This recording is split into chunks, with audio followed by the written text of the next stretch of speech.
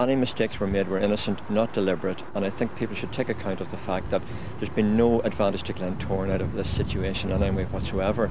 Neither has there been any disadvantage to any other league team.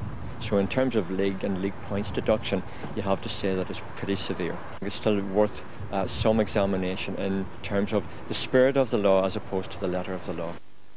They had hoped that by asking for the spirit of the law, perhaps to be different to the letter of the law, but when you read the rule very carefully, it's mandatory, and we had no option. Our hands were tied, and we have purely and simply carried out what we have been asked to do. Well, it's empty seats here at the Oval, and in truth there is an all-pervasive empty feeling right around the East Belfast Stadium. We have little doubt that they will appeal against these decisions. The full extent we will only learn after this evening's emergency session. Last Saturday the Glens were sitting in 5th position in the league on 12 points. Now they're bottom on no points. Add in a £7,000 fine and a red card from the CIS Cup. It all adds up to a pretty bad day at the office for everyone involved at the Oval. The mix-up over the registration for Andrew Kilmartin has had devastating consequences, and today a stunned Stafford Reynolds gave this reaction. It is very severe. I understand that there's fixed penalties and in accord with the rules, but it's still a massive amount in terms of the points deduction and indeed the fine as well.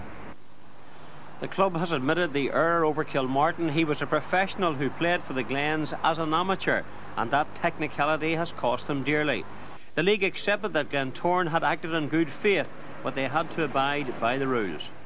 Glentoran may appeal, but the chances of getting this decision overturned seem unlikely.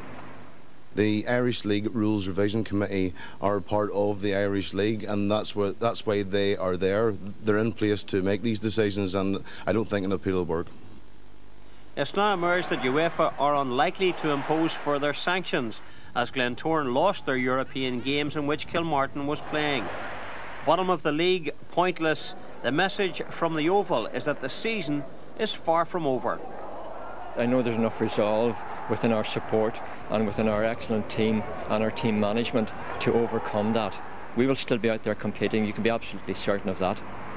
This will galvanise them, they'll be hurting, and the next few teams that play them will know all about it. The mood was a sombre one as the chief executive arrived at the Oval ground this morning. And this is the reason why the last 24 hours have arguably been the most erratic in the club's history. 5th in the table yesterday, the dramatic tumble due to Irish League sanctions now sees them pointless and anchored at the bottom of the Premier Division. Well, we feel that we have a case to put before an appeal in as much that we've acted reasonably, and I think we can show that everything we have done so far in terms of determining the young players' previous playing history has been reasonable. To explain this technical transgression in layman's terms, it's the equivalent of sporting bigamy, if you like, in effect. Andy Kilmartin got married while still waiting for his divorce papers to come through. In other words, he was on the books of another football club while having signed here at the Oval. The club will appeal and is due to meet in emergency session this evening. Mark Sidebottom, BBC Newsline. The latest in a series of controversies over registration of players relates to Kilmartin's status as a professional. And if precedent is anything to go by, the Irish League could come down heavily on Glentoran if the allegations are proved, according to leading football writer Stephen Beacom. It's a very, very worrying state of affairs for Glentoran, because the punishments they could receive if this case goes against them, they're very severe. For instance, Glentoran could lose up to 9 points that they've already won this season, and they could face fines. It's a very, very difficult situation for Glentoran. What's the history of the Irish League in terms of dealing with cases like this? There have been quite a few, actually, haven't there? Well, the Irish League season, you know whenever an Irish League starts, because there always is a registration problem. Year in, year out, we get these ridiculous situations. The Irish League normally take a dim view, and if Glentoran are in the wrong here, they'll take a dim view again. In a statement today, the Irish League said it couldn't comment until the matter had been fully investigated. Meanwhile, Glentoran said that it had acted in good faith in its registrations and would defend its position vigorously. The statement added that the club hoped the matter would be resolved as soon as possible, as a young player's career had been put on hold. It's certainly not the first such controversy to hit local football, and it probably won't be the last. The most famous one happened with Simon Gribben at Cliftonville when he played for Cliftonville against Linfield in an Irish Cup semi-final. Because he was ineligible, he all of a sudden got Cliftonville thrown out of the competition.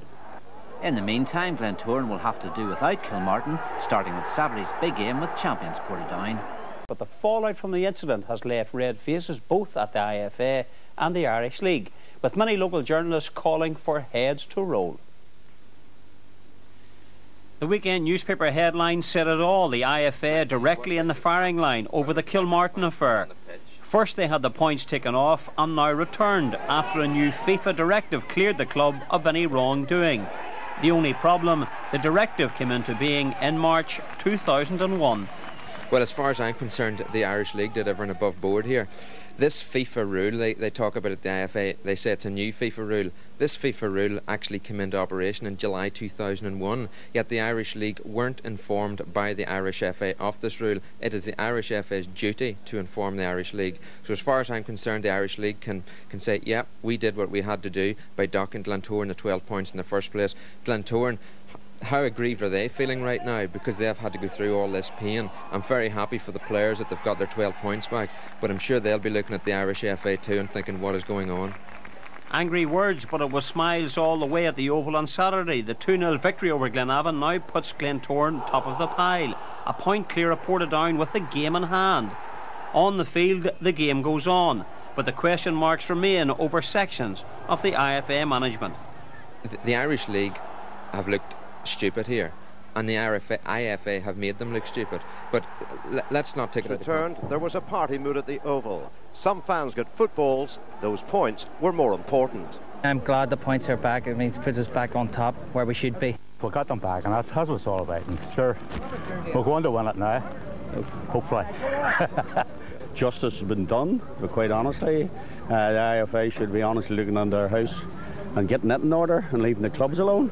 We were devastated and lost the points, and obviously today we're probably all over the moon. The better we'll win here today, but against Glenavon, their team didn't let them down, although Andy Smith's red card on 25 minutes was a stunner. But just before half-time, man of the match Tim McCann's left footer put the Glens in front. And 2 minutes from the end, Michael O'Neill wrapped it up.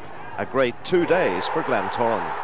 The gaffer had always said to us, just leave it with us, leave it with us. You go and do the business on the park and leave the rest to us, and he was right.